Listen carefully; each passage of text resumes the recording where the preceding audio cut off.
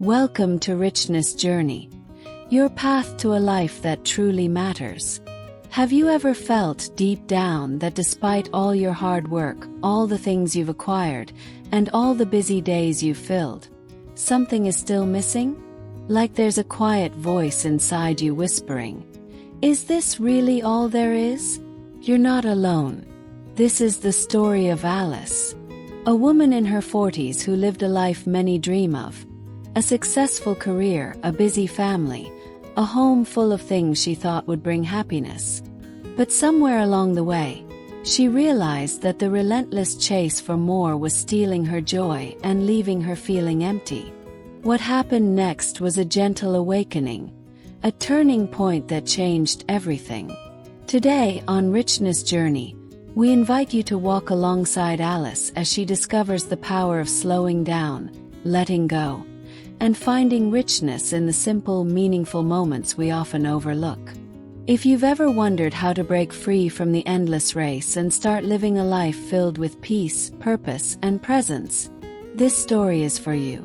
So take a deep breath, settle in, and let's begin. Part 1. The Awakening.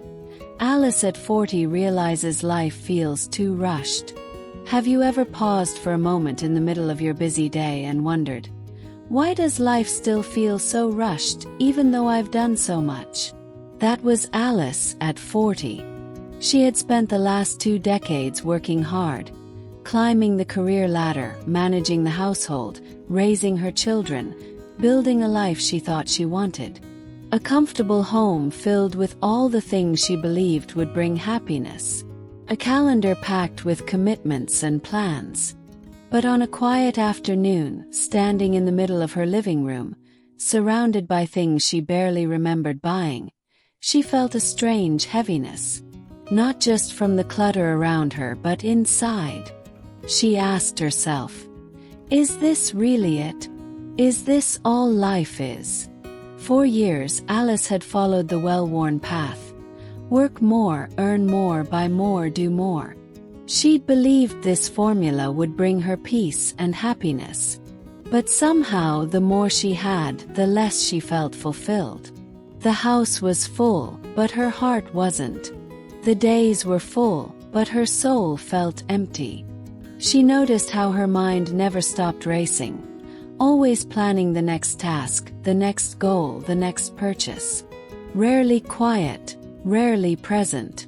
And in that moment of stillness, Alice realized she was exhausted, not just physically, but emotionally. The constant chase had worn her down. Why am I so tired, even though I've made it? That question echoed deep inside her, stirring feelings she hadn't allowed herself to face before. Confusion, frustration, sadness, and a longing for something simpler, something more meaningful. But what? She didn't know yet. All she knew was that something had to change. She took a deep breath and decided she couldn't keep running at this pace. She needed to slow down, to look around, to figure out what truly mattered. This wasn't about giving up or settling. It was about waking up to herself, to her needs, her desires, her peace. And this was just the beginning. Part 2. The Quiet Struggle. Alice's journey through clutter and confusion. After that quiet moment in her living room, Alice's days didn't suddenly become calm. Instead, they felt heavier. The clutter of her home now mirrored the clutter in her mind. Every time she opened a closet, she was met not just with stuff, but with memories, expectations, and doubts. There was the box of old photos, reminders of past joys, yes, but also of lost dreams. The pile of clothes she never wore anymore. Gifts from people she loved but no longer fit her current life. The gadgets she bought hoping they'd make life easier but ended up forgotten. Each item held a story, a reason to keep it, a tiny anchor keeping her stuck. The truth was, Alice realized she had been using more as a shield. More things, more plans, more distractions, to avoid the uncomfortable questions she didn't want to ask herself. Who am I really beyond the roles of wife, mother, employee? What do I want now for me? Some nights she lay awake, the ceiling fan spinning slowly above her, while her mind raced faster than ever. Thoughts flooded in. The bills, the unfinished projects, the next family event, the career worries. But underneath all of that was a deeper anxiety, a sense of drifting, of not being fully alive. She felt trapped in a life designed by expectations, hers and others. A life where she was always doing, but rarely being. One morning, after dropping the kids off at school, she returned home and sat down in the quiet. For the first time in years, she didn't reach for her phone or open her laptop. Instead, she just sat, breathing. The silence was uncomfortable at first. She noticed how restless she felt without distractions. Her mind wanted to fill the space, with plans, worries, lists. But she held still. And in that stillness, a faint voice inside whispered, "What if you don't have to keep doing so much? What if less can be enough?" That idea seemed radical, almost impossible. But it planted a seed. Over the next weeks, Alice began to experiment with small acts of slowing down. She started by clearing a single drawer in the kitchen, the one everyone calls the junk drawer. She pulled out old receipts, tangled cords, dried-out pens, duplicate kitchen tools. As she sorted, she realized how much unnecessary stuff she was holding on to, not because it served her, but because she was afraid to let go. Letting go felt like losing a part of her history, her identity. But she also noticed how good it felt to create a little space. A space where her eyes could rest, where her mind could breathe. She found herself smiling at the empty drawer. Simple, functional, calm. This small success gave her courage. She began to see that letting go wasn't about loss. It was about making room for peace, for clarity, for new possibilities. But the process was far from easy. There were days when she felt guilty. Should she really donate that sweater her mother gave her? What if she needed it someday? Could she trust herself to make these decisions? There were days when family members didn't understand. "Why do you want to get rid of all this?" they asked. "We worked hard for these things." Alice had to learn to set boundaries gently but firmly, to explain that simplifying wasn't about rejecting her past or her family's love, but about honoring her own well-being. Times she felt lonely. The world around her still valued accumulation. Bigger houses, newer cars, busier schedules. She wondered if she was just resisting the flow of life, or if she was discovering something others hadn't seen yet. One afternoon, walking through a nearby park, she saw an elderly woman sitting quietly on a bench, watching the leaves fall. The woman's calm presence struck a chord deep inside Alice. She realized that this was the kind of peace she craved, not from things or achievements, but from being fully present, fully herself. She wanted that peace. And slowly, through small steps and daily struggles, Alice started to rewrite her story. She replaced hours of multitasking with moments of mindfulness. She swapped shopping for walking. She traded noisy distractions for quiet reflection. She found joy in the imperfect, the simple, the slow. And with each change, she felt a little lighter. Not just in her home, but in her heart. Because at 40, Alice was discovering a profound truth. That life isn't about racing to the finish line with more stuff, more success, more busyness.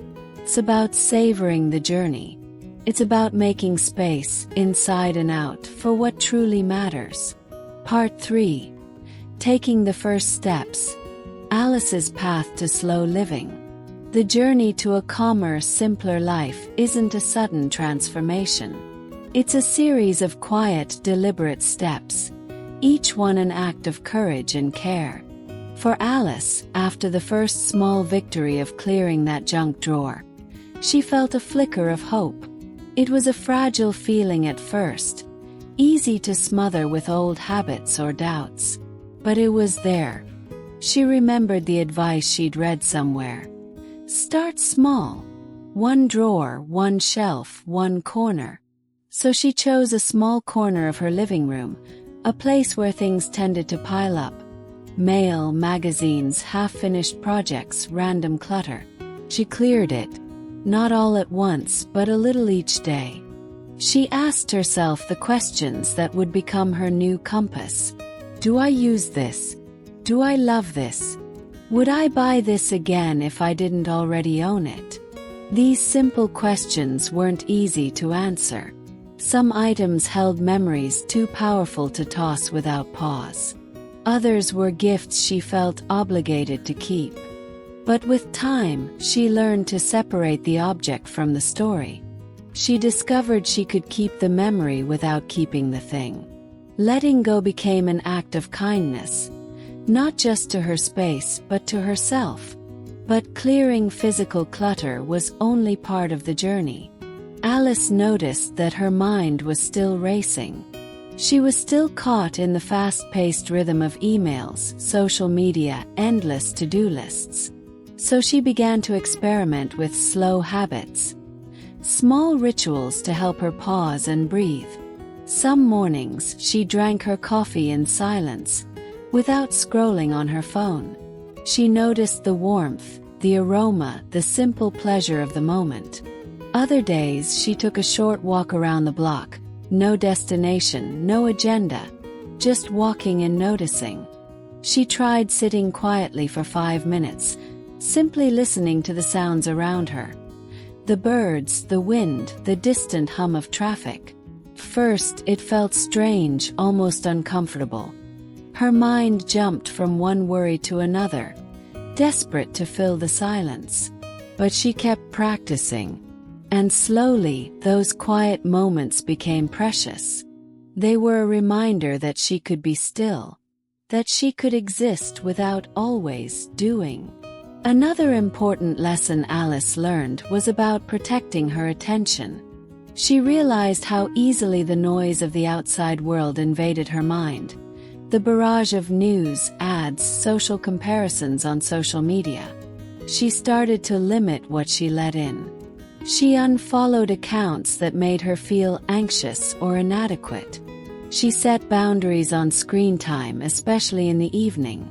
She chose to spend less time comparing and more time reflecting, creating, and simply being present. This shift wasn't just about technology. It was about reclaiming her focus, her energy, her life. And perhaps the most profound change was in how Alice redefined success. For so long, she had measured herself by productivity and possessions.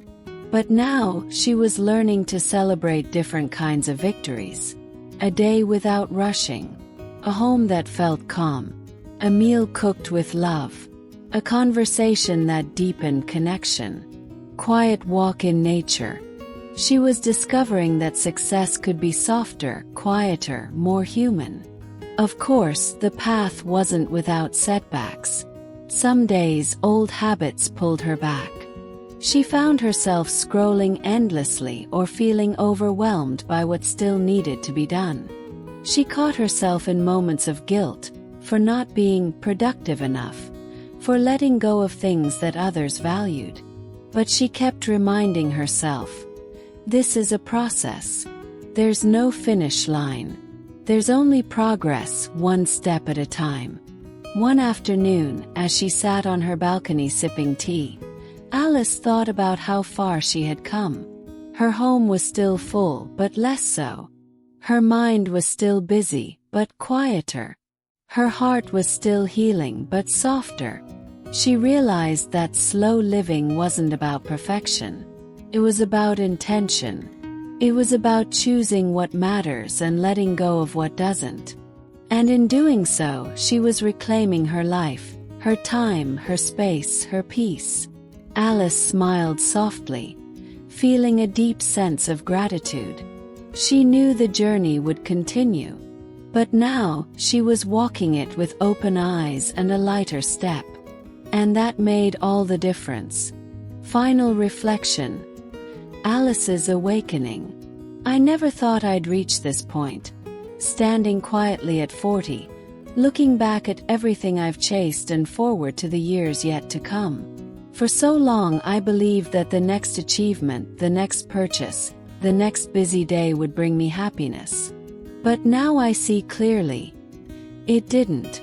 What I thought was more was actually just noise. Noise that kept me from hearing my own heart. When I began to let go of possessions, of old expectations, of endless busyness, I found space. Space to breathe, to reflect, to truly live. It wasn't easy. Some days I still miss the rush, the distraction. But the peace I found on the other side of that clutter, it's real, it's deep, it's worth it. Looking ahead, I realize the most valuable thing isn't what I own or what I accomplish. It's the meaning I create in each moment. The relationships I nurture, the kindness I share, the calm I carry inside. So here I am, inviting you, whoever you are, wherever you are in your life, to ask yourself this. If you don't slow down and listen now, when will you? What are you holding on to that no longer serves your peace? What would happen if you chose to let it go? Not just physically, but in your mind and heart. You don't have to wait until later. You can begin now. Because living a meaningful life isn't about doing more. It's about being more present, more true to yourself, more alive. I hope my story encourages you to take that first step today. Your future self will thank you.